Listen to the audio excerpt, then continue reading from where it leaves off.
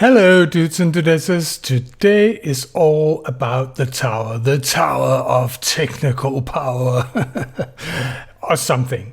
It's more of a showcase than maybe perhaps something that you would indeed build in your world. And then again, because it's actually a neat little contraption, it has 3 parts on top. It has a very small kelp farm, and it can be used manually in the background, and you can speed it up by the use of bone meal as well. In the middle we have a circuit that is with the new autocrafter that makes sure that you autocraft kelp and have a surplus that can go down to the last part, which is a very small super smelter with 8 furnaces, just so that you can actually smelt other things.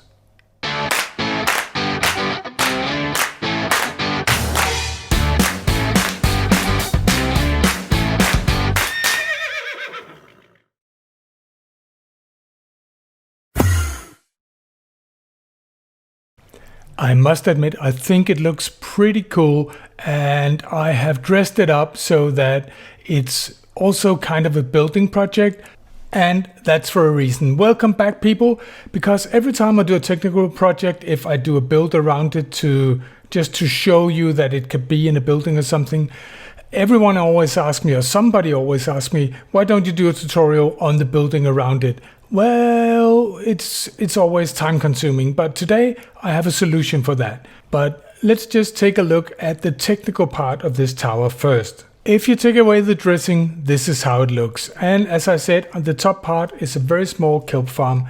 It's only 8 kelp plants.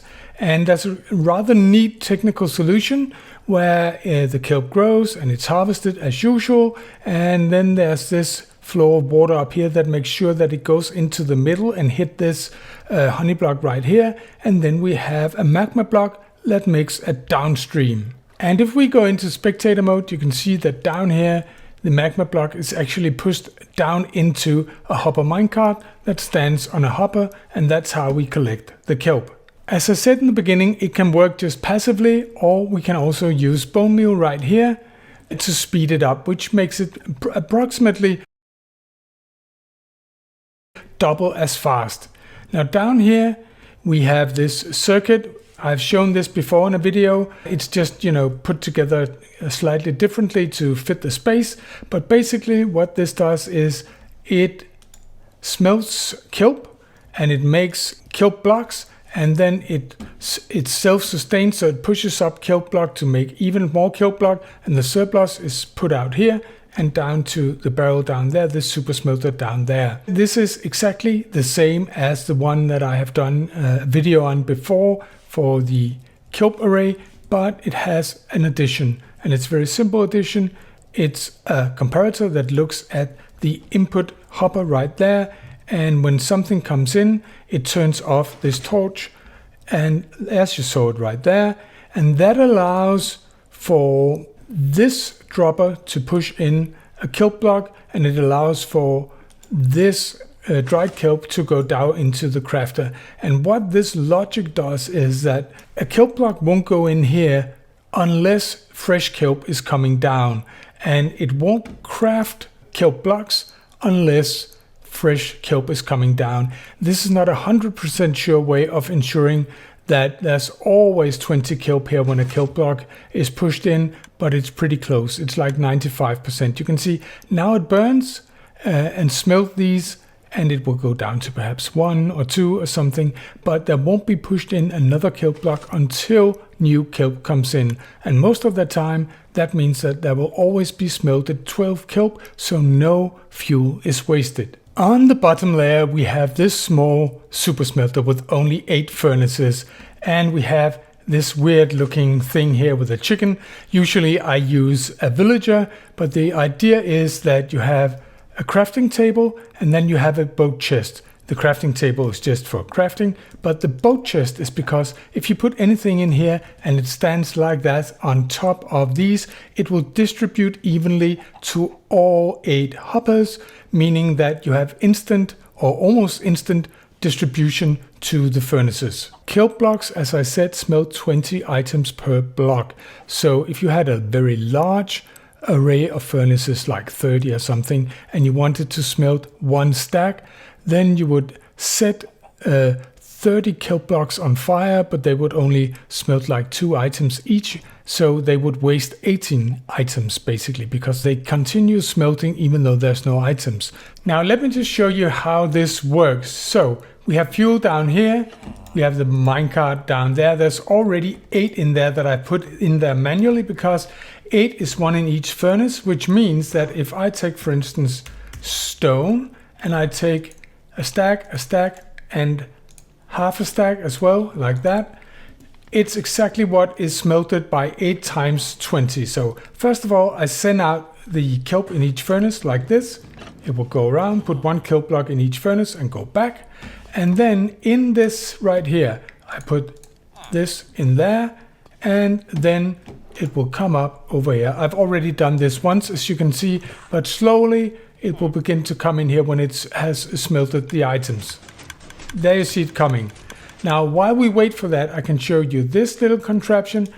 This is how you turn on or off whether the system should be bone meal assisted or not. Right now the bone meal is off, so the system will be slower. And if I turn this one right here on, which means off, then it will use bone meal. Now, while we wait for this, we can speed it up.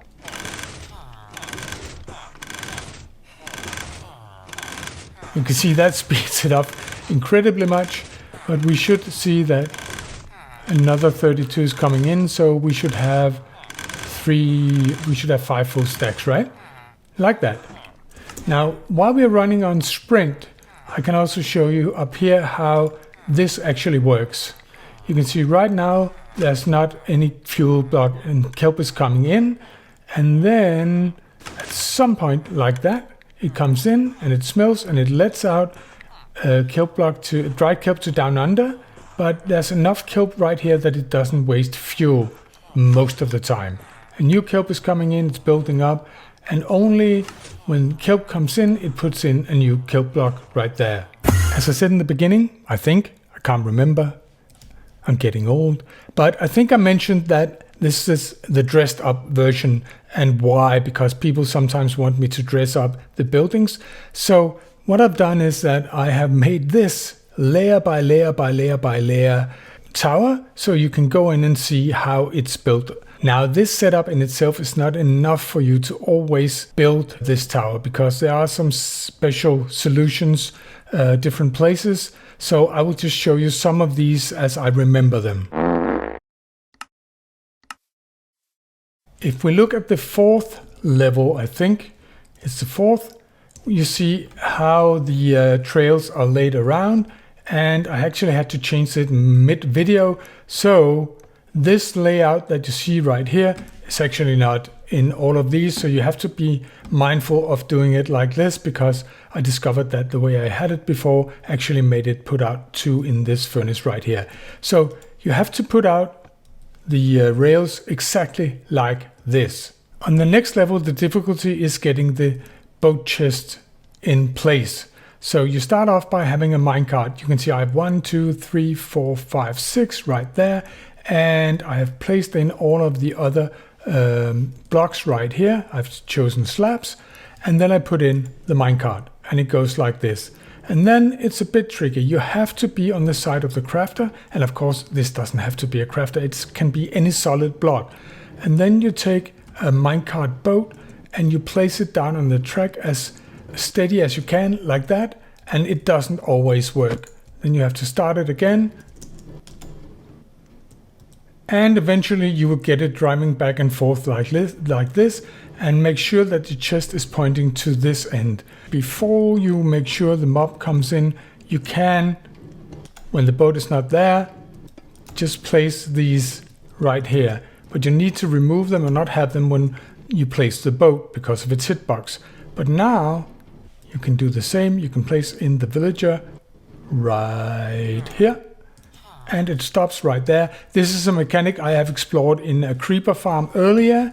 I recommend you to go and look at that. And then you just remove this right here, like that.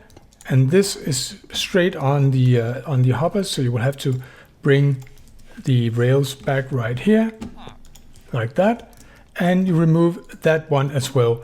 Now, if you want to have some kind of a workbench there for the villager to use, you just place it right here. And then you say you need one of these, and then you need one of these. And then you take a piston like that, and just place it the other way like that. And then you just push in the blocks like so. And now he's in there, which means that now he can work, you can use him, you can craft, and using the boat, you can use the boat as input for the super smelter. The next place you need to be mindful of something is here. This bulb right here, it needs to be in on mode when you start the system up. The next place you need to be mindful of something is in the circuit right here. It will be a good idea when starting it up to put 65 kelp up here. You don't have to, but it will be a good idea. And then dried kelp. Of course you need one dried kelp here, but I do recommend that you just put 2 here to get the system started. The next place you need to be mindful is in the transition from there to there. I mean, you have to go in and you have to put a rail on top like that, and then a minecart like that. And then, of course, you cannot place, if we go like that, you cannot place the magma block right there. So if you do something like this, and then go in here, and you can see right there, remove the rail so it gets down, and then you can go in here and place a piston pointing down, and then you can power it, and you can push the magma block into the hopper minecart like that, and then you can put dirt around it as you see over here. Now the final place you need to be especially careful is when you go from that to that. You can see you built a ring around this, as you can see, and you have waters in the corner. But if you just place waters in the corner, it won't work. The easiest way to do this is you actually place dirt right here, and the honey block, you just make sure to place it right there, like that. So it's above the water, like that. And when you have done that, what you do is you put, of course you don't have to put dirt because there's nothing here, but I'm just going to remove the water that's here, like that, so it looks the same. And then you have exactly the same as over here. Now you do need to take out these like that temporarily when you place in the water, and then you do like this as well. Don't put anything underneath the honey block, just like that, and then you place water in each corner like so.